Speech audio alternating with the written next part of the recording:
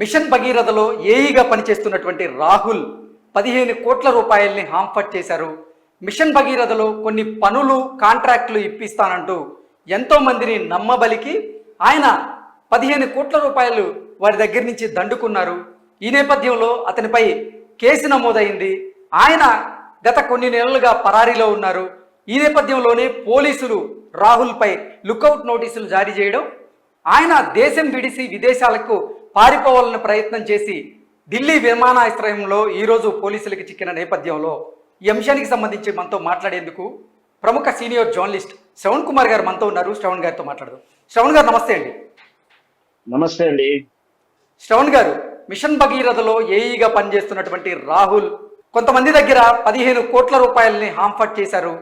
అక్కడ కాంట్రాక్ట్లు ఇప్పిస్తాను, కొన్ని పనులు ఇప్పిస్తాను అంటూ వాళ్ళని నమ్మబలికి ఎంతోమంది దగ్గర 15 కోట్ల రూపాయలని ఆయన దండుకున్నారు. ఈ నేపథ్యంలోనే ఆయన పైన పలు కేసులు నమోదయ్యాయి. కొన్ని నెలలుగా ఆయన పరారీలో ఉన్నారు. ఆయన పైన పోలీసులు కూడా లుకౌట్ నోటీసులు అయితే జారీ చేశారు.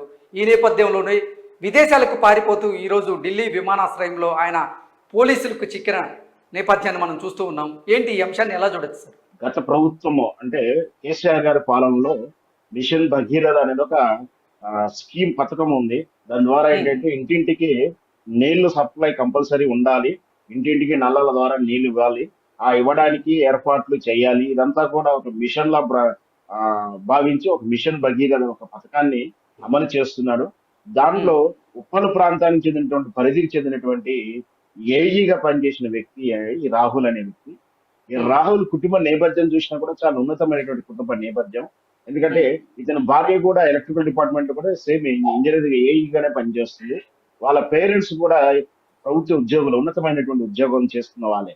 అంటే కుటుంబ నేపథ్యం చూసినా కూడా విద్యావంతులు, పైగా ఆర్థికంగా స్థితిమంతులుగానే చెప్పవచ్చు. అట్లా కానీ ఇక్కడ రాహుల్ వ్యక్తిగత అభిరుచిని చూస్తే ఇక్కడ ఈనాటి సగటు నిరుద్యోగులను, ఇంజనీరింగ్ స్టూడెంట్స్, సగటు వ్యక్తుల ఇతను బెట్టింగ్లకు బానిస అయిపోయాడు. ఆన్లైన్ లో ఇప్పుడు మనం చూస్తూనే ఉన్నాం. ఆన్లైన్ లో ఎక్కువ యువత బలవుతుండడం మనం చూస్తున్నాం. ఎందుకంటే కాలేజీకి వెళ్తూ టైం పాస్ కోసం ప్రారంభించినటువంటి ఆ క్రీడలు అది విష క్రీడలుగా మారి వాళ్ళ అప్పుల పాలైపోయి వాళ్ళు కూడా సూసైడ్ చేసుకున్న కథనాలు ఎన్నో చూశాం. కానీ ఒక ఉన్నతమైన ఉద్యోగంలో ఉంటూ ఉన్నతమైనటువంటి జీవనం గడుపుకుంటూ ఆర్థికంగా ఎలాంటి వెసులుబాటు ఎలాంటి బాధలు లేకున్నటువంటి వ్యక్తి ఈ విధంగా ఆన్లైన్ లో గేమ్లు ఆడుతూ, బెట్టింగ్లు ఆడుతూ అప్పుల పాలైపోయి బానిస అయిపోయినటువంటి వ్యక్తికి అతను అప్పులు అంటే బెట్టింగ్ ఆడటానికి, చేసిన అప్పులు తీర్చడానికి తాను చేస్తున్న వృత్తి ఏదైతే ఉందో డ్యూటీ మిషన్ భగీరథ దాంట్లో వాటర్ సప్లై విధానానికి సిస్టమ్ అయితే ప్రభుత్వం ఏర్పాటు చేస్తుంది, నల్లాలు ఇవన్నీ. కానీ ఆ పనులు చేయడానికి కాంట్రాక్ట్ సిస్టమ్ ఉంటుంది. అలా మిషన్ భగీరథ కాంట్రాక్ట్ కోసం వచ్చేటువంటి ఔత్సాహికుల దగ్గర ఇతను మాయమాటలు చెప్పి కాంట్రాక్ట్ ఇప్పిస్తాను ప్రభుత్వం నుంచి అని చెప్పేసి వాళ్ళ దగ్గర కూడా అప్పులు చేశాడు. మొత్తం వెరసి అతని స్నేహితులు వాళ్ళంతా ఇవన్నీ చూస్తే 15 కోట్ల ఎక్కువగానే ఉన్నట్టు కూడా సమాచారం ఉంది. అయితే ఇది 8 నెలల కిందనే సమాచారం బయటకు వచ్చింది. అతని మీద ఫిర్యాదు రావడం, ఉన్నతాధికారులు అతని మీద చర్య తీసుకోవడం, 8 నెలల కిందనే అతన్ని సస్పెండ్ జరిగింది. కానీ ఆర్థిక లావాదేవీల విషయంలో నెగోషియేట్ నడుస్తుంది. అంటే వాళ్ళు పోయి అడగడం, నేను ఇస్తానడం, కుటుంబ వ్యక్తులు కూడా అంటే భార్య, తల్లిదండ్రులు కూడా ఇస్తాను ఒప్పందం కూడా చేసుకున్నారు. కానీ అనుకున్న ప్రకారం కూడా వాళ్ళు కూడా ఇవ్వట్లేరు. మొత్తం మీద ఒక ఒక నెల 2 నెలల వరకు ఇతను డిఫెన్స్ చేసి ఉండొచ్చు. ఆ తర్వాత కనిపించకుండా పోయాడు. దీంతో ఇతని మీద కేసులు, ఫిర్యాదులు పోలీస్ స్టేషన్ దాకా వెళ్ళింది. అక్కడి నుంచి లుకౌట్ నోటీసులు కూడా ఉంది. ఇతను పారిపోవడానికి ప్రయత్నిస్తుంటే తిరిగి మన ఢిల్లీలో అతన్ని పట్టుకోవడం జరిగింది. నిన్న తీసుకొచ్చి విచారిస్తున్నప్పుడు తెలుస్తుంది. ఇంకా రోజు రోజుకు అంటే చాలా వరకు బయటకు వస్తా ఉన్నాయి. ఇప్పుడు 15 కోట్లే ఉన్నాయి. ఇంకా పోలీస్ స్టేషన్ కి వచ్చే వాళ్ళ సంఖ్య పెరుగుతున్నట్టు కూడా సమాచారం ఉంది. అయితే ఇతడు అక్కడ డ్యూటీని దుర్వినియోగం చేశాడా అనేది ఫస్ట్ మనం చూడాల్సిన కోణం ఒకటి ఉంది. వ్యక్తిగత ప్రైవేట్ వ్యక్తుల ఆస్తులకు ఎంత విధంగా మోసం చేశాడు అనేది 2 కోణాల నుంచి కూడా ఇతను విచారించిన అవసరం ఎంతైనా ఉంది. ఒకవేళ డ్యూటీలో ఉంటూ అక్రమార్గంలో అనర్హులకు ఇతను ఏమైనా కాంట్రాక్ట్లు ఇప్పించాడా, కాంట్రాక్ట్ల పరిస్థితులు ఏంటి, ఆ కాంట్రాక్ట్ నైపుణ్యత ఎంత ఉంది, నాణ్యత ఎంత ఉంది, ఇవన్నీ కూడా అక్కడ జరిగిపోయిన దాంట్లో ఎంత నష్టం ఉంది, జరగాల్సినటువంటి ఇవి వ్యక్తిగతంగా ఇచ్చినటువంటి ఈ కాంట్రాక్టులు కావచ్చు, స్నేహితులు కావచ్చు, ఎవరెవరు ప్రైవేట్ వ్యక్తులు వాళ్ళు ఇక్కడ కూడా ఏంటంటే లీగల్ గా ఇచ్చారా అంటే వాటి ప్రామిస్ నోట్ పరిస్థితి ఏమిటి, దాని కండిషన్ ఏంటి, చట్టబద్ధత ఎలా ఉంది, ఇవన్నీ కూడా విచారించాల్సిన అవసరం కూడా ఉంటుంది. మొత్తం మీద ఇక్కడైతే వ్యక్తిగతంగా అలవాట్ల వల్ల బానిస అయిపోయాడు ఒక ఉన్నత ఉద్యోగి అనేది స్పష్టంగా చెప్పొచ్చు. ఓకే. శ్రవణ్ గారు దగ్గర దగ్గరగా 37 మంది కాంట్రాక్టర్ల దగ్గర నుంచి 15 కోట్ల రూపాయలు ఈయన దండుకున్నట్లుగా, వాళ్ళందరినీ 15 కోట్ల రూపాయల ముంచినట్లుగా మనకైతే సమాచారం అందుతోంది. ఏంటి ఇతని వెనక మిషన్ భగీరథలో పనిచేసేటువంటి ఎవరన్నా హస్తం ఉందా? ఎవరన్నా పెద్దవాళ్ళ సహాయ సహకారాలతోనే ఇతను అంత పెద్ద మొత్తంలో కాంట్రాక్టర్ల దగ్గర నుంచి దండుకున్నారా అంటే ఏం చెప్తారు? వాస్తవానికి ఇతనే ఉన్నత ఉద్యోగి, అంటే ఏఈ అంటే అసిస్టెంట్ ఇంజనీర్ అంటే చిన్న పోస్ట్ ఏం కాదు. ఇతను ఉమ్, వెనక ఇతను కింది స్థాయి ఉద్యోగి కూడా ఎవరు సహకరిస్తే ఆల్రెడీ అతని మీద కూడా ఫిర్యాదు చేసి సస్పెండ్ చేసి అతను కూడా విచారిస్తున్నట్టు 8 మాసాల కిందన ఉండే రికార్డ్ అది. ఇక ఉమ్, తర్వాత ఇది ఇప్పించాడు కాంట్రాక్ట్ అయితే అదే ఇప్పుడు మన కాంట్రాక్ట్ ఎంతవరకు ఇప్పించాడు, ఒక ఓన్లీ ఉప్పల్ పరిధిలోనైనా ఇంకా ఇతర పరిధుల్లో కూడా నేను ఇన్ఫ్లెన్సిబుల్ గా ఉంటాను. జనరల్ గా ఈ చీటర్స్ కూడా అలాగే ఉంటారు. నేను ఎలా ఉమ్, చెప్తే అలా నడుస్తుంది, ఈ స్టేట్ మొత్తం నా ఫింగర్ టిప్స్ లో ఉంటాయని కూడా ఈ మాటలు చెప్తూ ఉంటారు. అట్లా ఉమ్, చెప్పి ఇతడు ఓన్లీ ఉప్పలే కాకుండా ఇతర ప్రాంతాల్లో కూడా ఏమైనా ప్రభావితం చేశారా, ఇవన్నీ కూడా స్టేట్మెంట్ చేయాల్సి ఉంటుంది.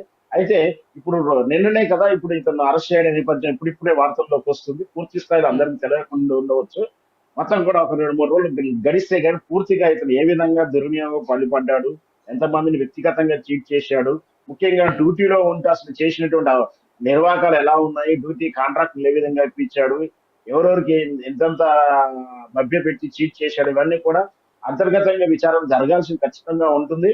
మరి వేచి చూడాలి ఈ ప్రభుత్వం ఇతన్ని అంతర్గతంగా విచారిస్తుందా, కేవలం ప్రైవేట్ వ్యక్తులతోనే పరిమితం చేస్తుందా, కేసు ఏ కోణంలో దర్యాప్తు చేస్తున్నారనేది మనం చూసిన తర్వాత ఏదైనా కామెంట్ చేయొచ్చు. ఓకే. శ్రవణ్ గారు, ఇతను కాజేసినటువంటి ఆ పెద్ద మొత్తాన్ని పోలీసులు మళ్ళీ రికవరీ చేసే అవకాశం ఉంటుందా అతని దగ్గర నుంచి? ఎందుకంటే ఈ స్కామ్ జరిగి కూడా చాలా నెలలు గడుస్తున్న నేపథ్యంలో అంత పెద్ద మొత్తాన్ని రికవరీ చేసే అవకాశం ఉంటుందా? పోలీసులు అంటే ఏం చెప్తారు? ఇక్కడ వాస్తవానికి పోలీసులు కూడా ఏంటంటే ఆ చట్ట పరిధిలో పనిచేయాల్సి ఉంటుంది. చట్టంలో ఏంటంటే మనం ఇచ్చినప్పుడు సాక్ష్యాలు, దానికి వైట్ మనీ బ్లాక్ మనీ పెద్ద అమౌంట్ 15 కోట్లు అంటే చిన్న అమౌంట్ ఏం కాదు. ఇవన్నీ కొంచెం లీగల్ గా కొన్ని టెక్నికల్ ప్రాబ్లమ్స్ ఉంటాయి. ఓవరాల్ గా అయితే ఇప్పియాల్చు, అతను ఇప్పియగలరు. అది ఇవ్వాలనుకున్నప్పుడు వాళ్ళ పేరెంట్స్ నుంచి కానీ వాళ్ళ భార్య నుంచి కానీ ఇప్పించే అవకాశాలు ఉన్నాయి. ఎందుకంటే వాళ్ళు కూడా ప్రభుత్వ ఉద్యోగులు కాబట్టి. ప్లస్ ఇంకోటి ఏంటంటే ఇతను ఇదేదో సాల్వ్ చేసుకుంటే మళ్ళీ అతను ఉద్యోగంలో తిరిగి చేరే అవకాశాలు ఉంటాయి. ఇతను చీట్ చేయలేదనో లేదా ఆ ఉద్యోగంలో భద్రత విషయంలో చూసుకున్నా అతను తిరిగి ఉద్యోగంలో చేరాలి అంటే ఈ సమస్య నుంచి బయటపడాలంటే తనకు తానుగా ఒప్పుకుని డబ్బులు ఇవ్వగలిగితే ఈజీగా పరిష్కారం అవుతుంది. అలాంటి పరిష్కారం లేనప్పుడు కొన్ని లీగల్ ప్రాబ్లమ్స్ ఉంటాయి. వాటికి ఇచ్చినప్పుడు ఆ డబ్బులు రిసిప్ట్స్ ఉండాలి, రసీదులు ఉండాలి, చెక్ ఉండాలి, ప్రామిసర్ నోట్లు ఉండాలి. దాంతో పాటు ఎందుకు ఇస్తున్నామో మెన్షన్ ఉండాలి, మెంట్ ఉండాలి. లేకపోతే ఊరికనే ఇచ్చా అంటే కూడా చట్టం డిఫెన్స్ లో రేపు కోర్టు ముందర నిలబడకపోవచ్చు. టెక్నికల్ ప్రాబ్లమ్స్ ఉంటాయి. ఖచ్చితంగా ఇతరులు కనుక ఇవ్వాలనుకుంటే ఇప్పిస్తానికి కూడా అవకాశాలు ఉంటాయి. ఓకే శ్రవణ్ గారు, థ్యాంక్ యూ సో మచ్ అండి.